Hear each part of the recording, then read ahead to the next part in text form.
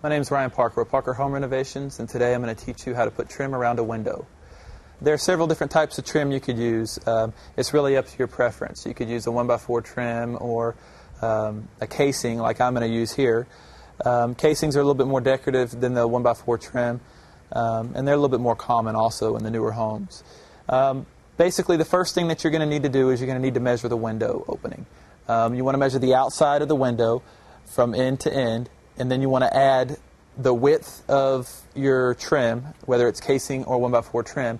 You want to add that times 2 because you're going to have 2 sides of trim on the window. So this one is 2 3/8 of an inch wide, so I'll measure the window opening and add 4 3/4 of an inch to the overall measurement.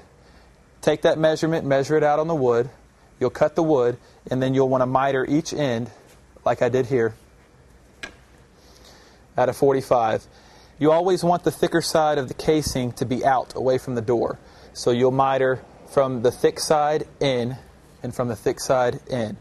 Then you place this in place on the window, and you do the same thing for the side of the window, and you get a nice, you get a nice finished edge like that.